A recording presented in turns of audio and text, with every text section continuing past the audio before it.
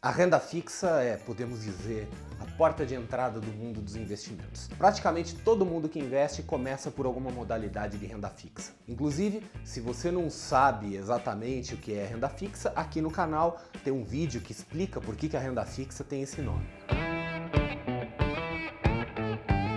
Mas vamos lá. Então você quer investir em renda fixa, mas quer investir de forma séria, com método.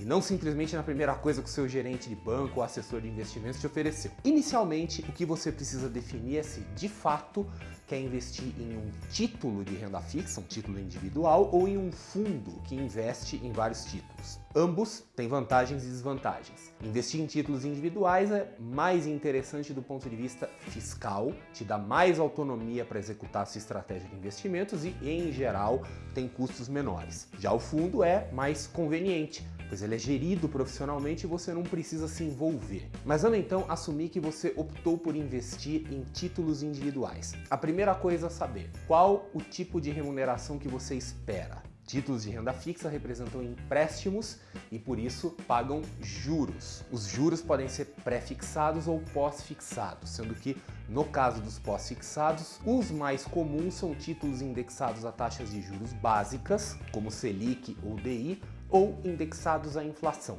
Esses títulos indexados à inflação são chamados também de híbridos, pois eles combinam uma taxa pré-fixada com a correção pela inflação, sendo que o resultado final é desconhecido por causa do componente inflação. Por isso eles são pós-fixados. A escolha da taxa de juros depende do seu objetivo. Se você está investindo para fazer uma reserva de emergência ou tem expectativa de que a taxa de juros vai subir, vai de pós-fixado indexado à taxa de juros. Se você tem expectativa de que a taxa vai cair, vai de pré-fixado. Se tem uma expectativa de que a inflação vai subir, vai de pós-fixado indexado à inflação. E se pretende especular, vai de pré-fixado ou indexado à inflação. Para saber qual é o título mais vantajoso, a regra fundamental é comparar títulos com o mesmo tipo de taxa. Então, você vai comparar pré-fixado com pré-fixado e assim por diante. Não se deve misturar os títulos. Quando você compara um título pré-fixado com um pós-fixado ou um pós-fixado de juros com um pós-fixado de inflação, fica uma coisa completamente sem pé nem cabeça, pois você só pode saber qual é o melhor agora, no momento presente. No caso dos pós-fixados, você tem um elemento de incerteza que pode fazer a sua análise perder a validade no dia seguinte. Não se deve investir simplesmente naquele que está pagando mais, a não ser que você esteja comparando na mesma categoria. Nunca pergunte se um título pré-fixado rende mais do que um pós-fixado ou coisa do gênero para não passar atestado de investidor sem noção. Definida a taxa de juros, a próxima coisa é analisar o emissor. Basicamente, é o emissor que define o risco do título e a gente costuma dizer que existe uma hierarquia de riscos. No topo dessa hierarquia estão os títulos públicos, que são os mais seguros, pois são garantidos pelo governo. Na segunda posição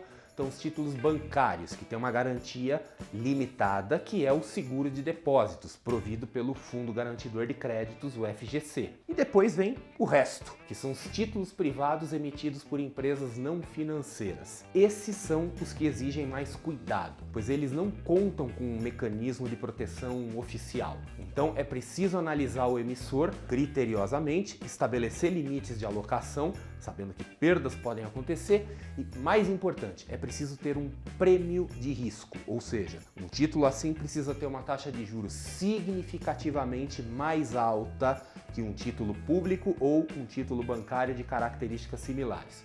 Do contrário, o risco não compensa. Passo seguinte é analisar o prazo e a liquidez. A regra geral sobre prazo é: quanto mais longo, maior o risco. Porém, para um pequeno investidor típico que costuma ficar mais nos títulos públicos e bancários e não tem intenção de fazer operações especulativas, o prazo em si acaba não sendo um fator tão relevante. O que acaba sendo muito relevante é a liquidez, pois os títulos têm diferentes graus de liquidez. Alguns títulos podem ser resgatados antecipadamente. É o caso, por exemplo, de um CDB de liquidez diária. Independentemente do prazo, e até o vencimento.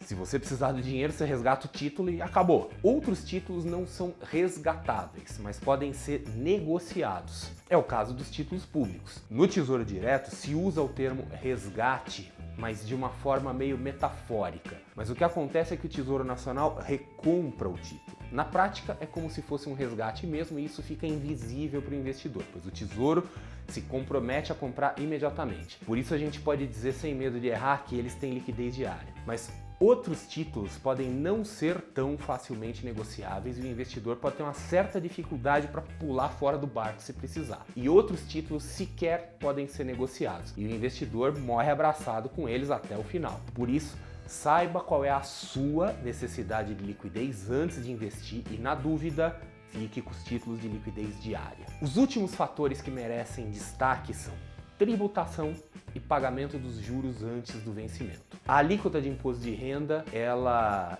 é essencialmente igual na renda fixa, né? A mesma para todos os títulos. Porém, alguns títulos não pagam imposto de renda, não têm incidência do imposto por estarem ligados a setores da economia que têm algum tipo de incentivo fiscal. E uma coisa importante, como se diz por aí, não tem almoço grátis. Não pense que um título sem imposto é por si só uma grande vantagem. Os títulos sem imposto têm, de forma geral, uma taxa de juros menor, o que faz com que eles sejam equivalentes aos títulos que pagam imposto. Existem algumas circunstâncias em que títulos sem impostos são mais vantajosos, por conta, por exemplo, do escalonamento regressivo do imposto de renda nos outros títulos. Mas sempre tenha em mente, o que vale é o valor líquido. E para finalizar, a questão dos juros pagos antes do vencimento, o famoso cupom. Como via de regra, receber os juros antes só vale a pena se você realmente precisa daquele fluxo de caixa, ou seja, aquele dinheiro pingando regularmente. Do contrário, pode não ser tão interessante por questões fiscais e por causa do famoso